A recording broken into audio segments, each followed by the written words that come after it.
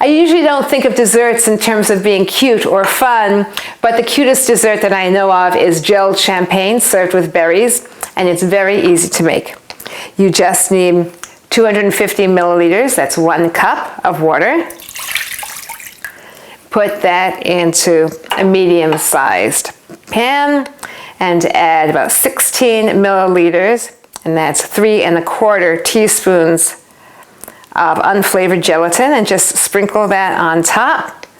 And then you're going to let it sit for about 5 minutes until it softens. Then the next thing to do is to put it over heat, and you're going to stir it until the gelatin is completely dissolved in the pan. So the gelatin is dissolved, and now I'm going to add 60 milliliters, and that's 1/4 cup of granulated sugar. And I'm adding that to the warm mixture. I just want to stir that a little bit so that all of the grains dissolve and we have a nice smooth mixture. And the last thing is to take a bottle of sparkling wine. Inexpensive is fine. It doesn't have to be genuine champagne. You can use anything sparkling that you like, and add the entire bottle to your mixture in the pan. And you'll see that it foams up. And you just want to stir that a little bit. Add the whole bottle in. And now your mixture is all ready, and all you need to do is refrigerate it. I'm going to use this white shallow pan. This is looking like a lasagna pan. I'm going to pour that in there. You don't need to worry about the foam.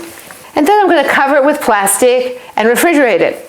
The gelled champagne has been in the refrigerator overnight. It's a good idea to give it 6 hours to gel, but if you're using a very wide, shallow pan, it might not take that long. And what I'm going to do now is to take a fork and to stir it up. I'm going to serve it by putting some in a glass and alternating with berries. I have raspberries here. You can use any kind of fruit that you like. Berries are especially nice.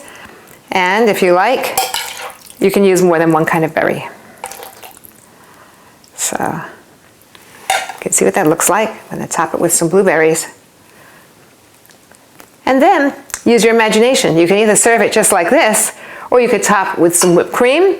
You could top it with some nuts, or some, I think candied fruit would be really nice. And you have a beautiful, easy dessert that's a lot of fun to eat because it still retains the bubbles from the champagne. So it has a nice sparkly feel as you're eating it.